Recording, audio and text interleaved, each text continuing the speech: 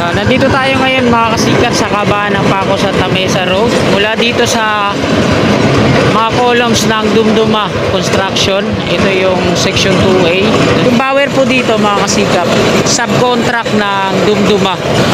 Bali meron na silang na-drill dito at nakatirik na rebar cage. Kaya sana patungo po yan dito. Nandito naman tayo sa may V. Francisco Street o tinatawag ng mga taga rito na Akbay. So, ito pa lang yung phase 2, yung mataas na bahay dito sa kanto. Hilera dito, so mga tatlong bahay no, yung na-demolish.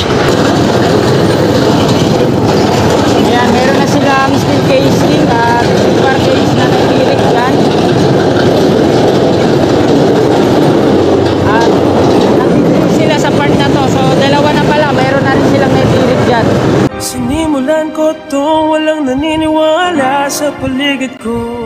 Panibagong umaga at syempre panibagong update na naman ang gagawin natin ngayon. Nandito po tayo ngayon sa may Sampaloc, Manila no? At mag-update tayo dito sa NLEX Connector Section 2 Ramon Magsaysay Boulevard to PUP Santa Mesa. Dito po tayo sa Tawid. Ito yung westbound. Ito yung tawiran ng footbridge patungo dun sa east. At mag-umpisa po tayo ng ating update dito. Ngayon po ay araw ng Sabado, ika-18 na po ng Mayo taong 2024 at ika-6 at kalahati na po ng umaga. So wag na po natin patagalin to mga kasikap. Tara, let's go!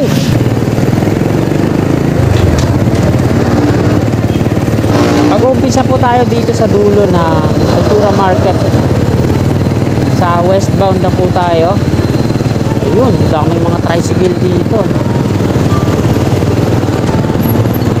Harapan ng floor trading.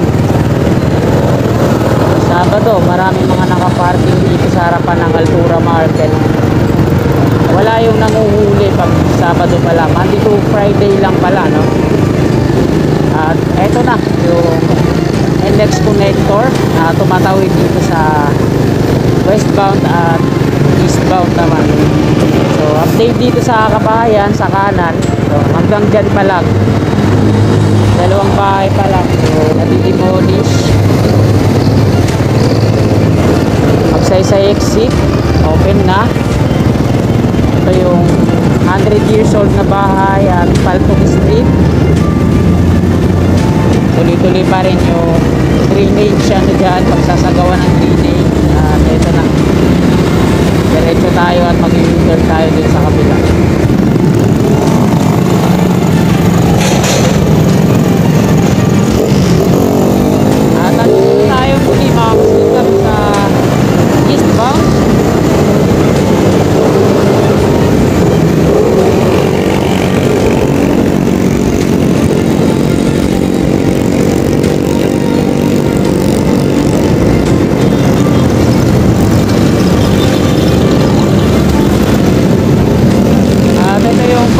Na JLC Construction sa kanan. So hanggang dito na sila, no?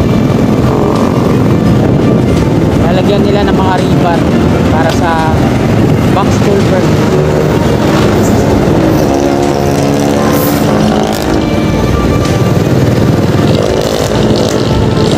Pile cap concrete foundation. At ito na yung new Santa Mesa Interchange. Wala namang bago dito sa Santa Mesa Interchange. Dito tayo sa rail track na PNR.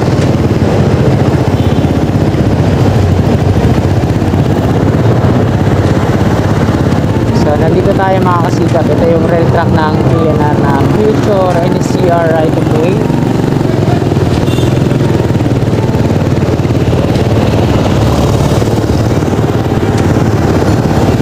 So dun sa unahan, yung pangatlong span ay wala pa, di pa na installan ng mga super T-girders, no?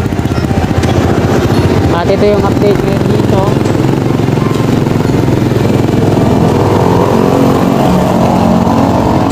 Dami nila mga plastic barrier dito at mga rebar cage ayun sa dulo, no?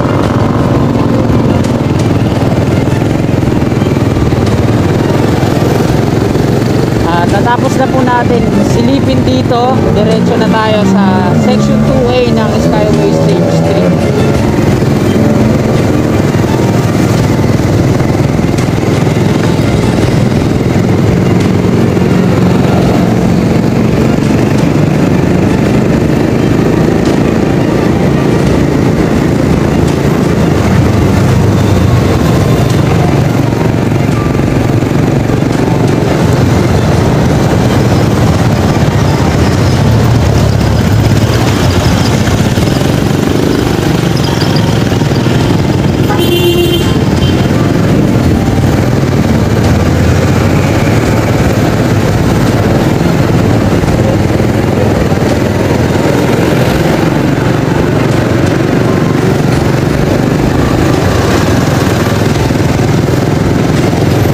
Dahil Sabado ngayon mga kasikap, di gaano matraffic sa lugar na to, no?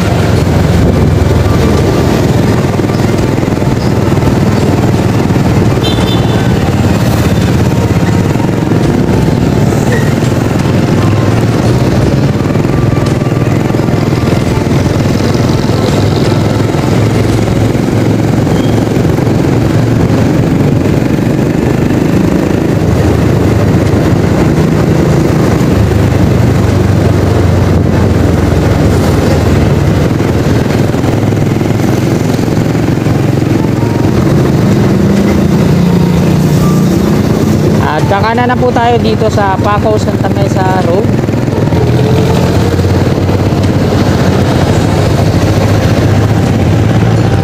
Temporary road closure. Oh, ito yung gitna.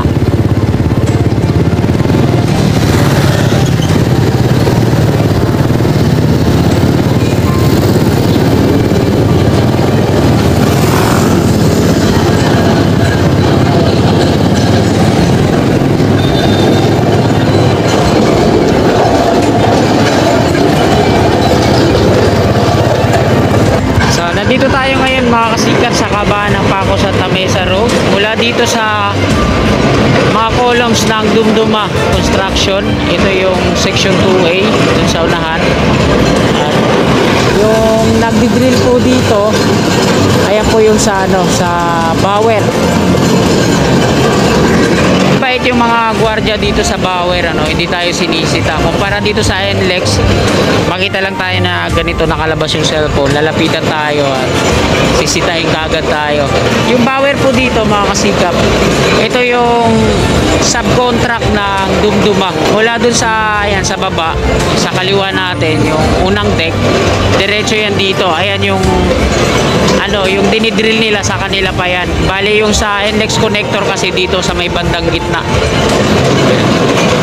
Ayan. Bali meron na silang na-drill dito at nakatirik na rebar cage. Kaya sana patungo po yan dito.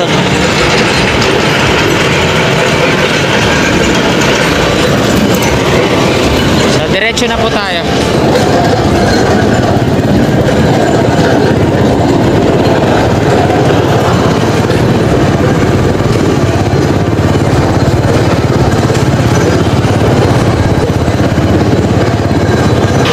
Dito naman tayo sa may V. Francisco Street o tinatawag ng mga taga rito na Akbay.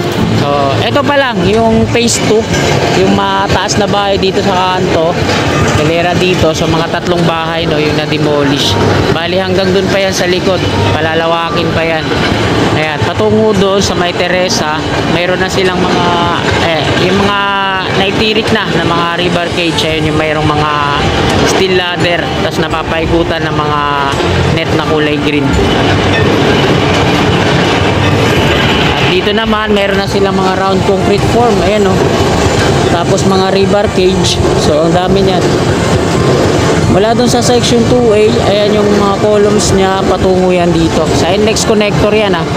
Yung gumagawa po dyan sa po yun, subcontract ng Dumduma, ayan yung Bower. Opram po yung ginagawa nila dyan. At yung nagdi-drill na yan, Opram din yan, sa Bower din po yung ginagawa dyan. Wala pa yung NLEX dyan, di pa gumagalaw. Una siguro gagawin nila dyan yung Opram. So yung sa NLEX connector mga kasikap, tigdadalawang pier yung gagawin nila dito sa kanan at dito sa kaliwa. Kaya padiretso yan dun. So wala pa nga akong nakita mga workers dito ng NLEX connector. Trabador lang sa mga gwardiya ng Bower dyan. So meron na silang natirik dito na isang rebar cage with steel casing. At ayun yung sa may kanto naman. At ayan mga kasikap, nakuna na po natin ang update dito ngayon. At patungo na tayo dun sa may Plaza Azul. Dun tayo mag-end ng ating video.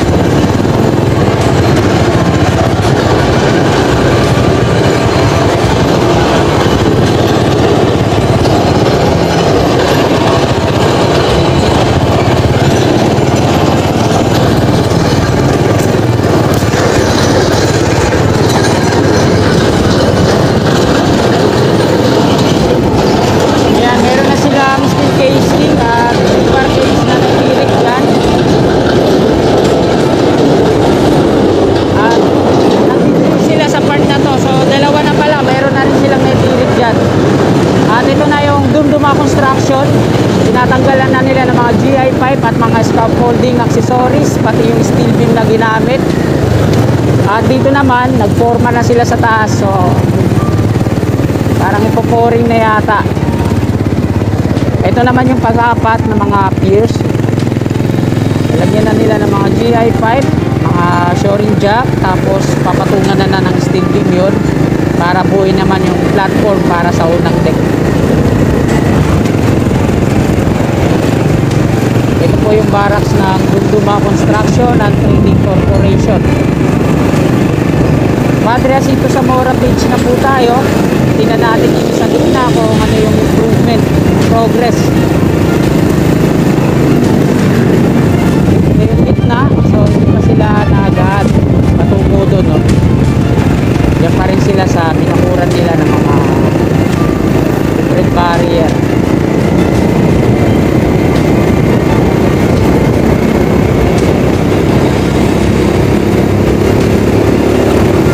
Diretso tayo mga kasikap, dito tayo sa kanan dadaan, flyover, yung future viaduct ng NCR.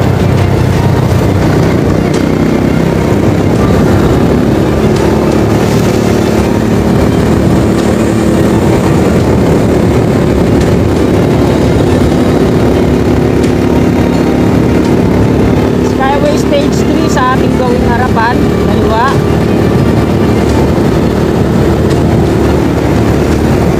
At may nagbablog yata dito.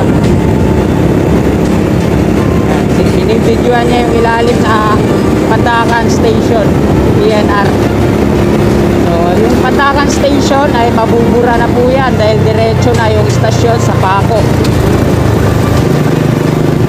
Ang alignment ng mga istasyon dito sa NCR, mag-start ang phase 3 sa Blooming Street. Susundan naman ng Espanya. Taas ng Espanya, ayan naman yung Santa Mesa. Pagkatapos naman ng Santa Mesa, ayan na, dito na sa Paco. Tapos Buendia, EDSA, at ayun, doon na sa FTI. Ay hindi pala, sa CNEG, FTI, tapos Bibutan. So ganun yung alignment ng mga stasyon. Nililinis na rin yung right of way ng NCR dito, PNR, dito sa kaliwa natin. Tinanggal na yung mga baro-baro, yung mga nakatira dyan. Tapos dinidemolish na rin yung bahay na yan, yung QT na. Tapos tinatanggal na yung mga alagang manok dyan.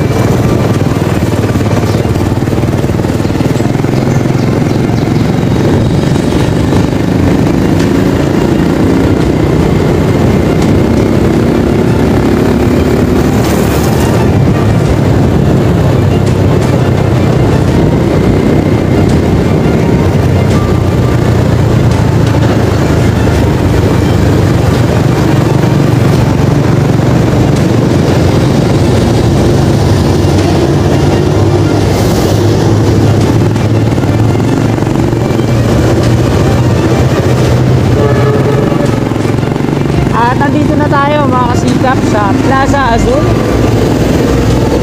Ayan, ito po yung monumento ni Maria Paz Guanzon.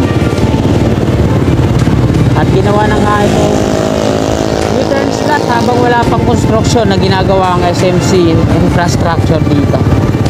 So hanggang dito na lang mga kababayan, mga kasikap, yung mga update natin ngayong umaga. Araw po ng Sabado, ika-18 na Mayo taong 2024 at ika-6 at kalahating umaga. Maraming salamat po sa patuloy yung suportang sa aking munting YouTube channel. At bago nyo po sana lisanin itong video na to, sana palike po sa mga kasigap natin na willing po sumuporta sa akin. I-click lamang po natin yung subscribe button dyan sa baba sa gawing kanan at yung katabi niyang bell. I-bell all po natin para always updated po lagi tayo at lagi tayo manonotify sa aking mga bagong update. Maraming salamat, magandang umaga at God bless po sa ating lahat.